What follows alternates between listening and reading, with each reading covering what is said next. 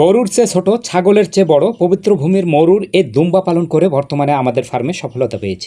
মরুর এ দুম্বা সব রকম খাবার খায়, গরু যা না খায় সেটাও খায়। অর্থাৎ গরু ও দুম্বা যদি একসঙ্গে পালন করা হয়, গরুকে যে খাবারটা দেওয়া হয় আর যে খাবারটা অবশিষ্ট থাকে, মানে গরু খাওয়ার পরে যে খাবারটা অবশিষ্ট থাকে, সেই খাবারটা নিয়ে এসেও যদি দুম্বাকে দেওয়া হয়, সেই খাবারটা মুছে কিন্তু দুম্বা খেয়ে ফেলে। বর্তমানে গরুর খাবারের জন্য দুশ্চিন্তা হলে দুম্বার খাবারের জন্য কোনো টেনশন নাই, কারণ দুম্বা সব রকম খাবার খায়।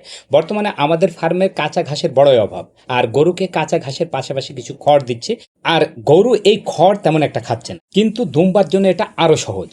আমরা সাধারণত এই খড়গুলোকে বাজারে নিয়ে গিয়ে ছোট্ট করে কেটে নিয়ে আসি, জিরো সাইজ করে, অনেক মেশিন পাওয়া যায়। এই খড়ের মধ্যে আমরা বিভিন্ন রকমের দানাদার দিতে পারি, যেমন গমের ভুসি আছে, এছাড়া বিভিন্ন রকমের ভাত, রুটি, এগুলোও কিন্তু আমরা মিক্স করে দিতে পারি।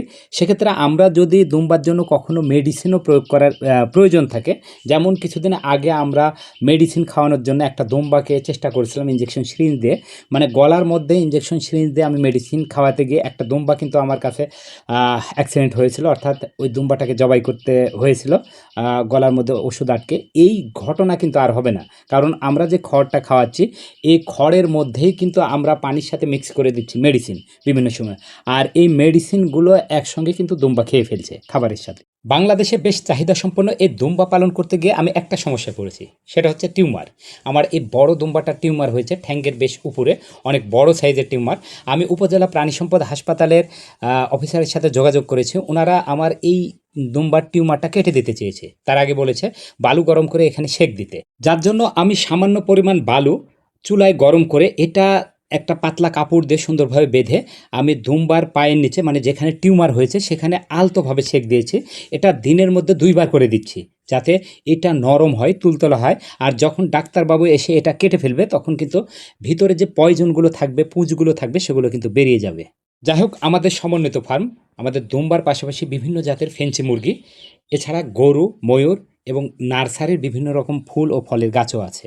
এই সকল প্রজেক্টের মধ্যে সবচেয়ে সহজ মনে করে আমি দুম্বা, কারণ যখন মুরগি একটা অসুস্থ হয়, আমাকে সার্বক্ষণিক মুরগির জন্য টেনশনে থাকা লাগে, কখন কী হয়ে যায় মুরগিটা। মানে মুরগিকে চিকিৎসা করতে 1 ঘন্টা কিংবা 2 ঘন্টা কিংবা 3 ঘন্টা যদি দেরি হয়ে যায়, তো সাথে সাথে মুরগিটা মরে যাওয়ার সম্ভাবনা বেশি থাকে, বড় একটা ক্ষতি হয়ে যায়। কিন্তু দুম্বা এমনটা হয় না।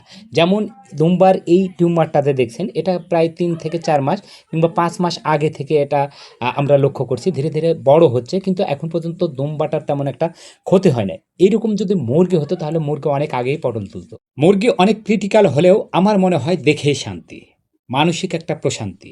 মানে মুরগির ফার্মে যখন ঢুকি, তখন সব কিছু ভুলে যায়, আলহামদুলিল্লাহ। বর্তমানে আমাদের ফার্মে বহু প্রজাতির শৌখিন মুরগি আছে, এছাড়া আরও নতুন কিছু শৌখিন মুরগি সংগ্রহ করেছে, যেগুলো উৎপাদন হবে আগামী কয়েক মাসের মধ্যে। এখনও ভিডিও ধারণ করে নেয়, আগামীতে দেখবেন ইনশাআল্লাহ। আর মুরগি, ময়ূর, গরু, দুম্বা যেটাই বলেন, সফলতা আনতে হলে আপনাকে বারবার চেষ্টা করতে হবে।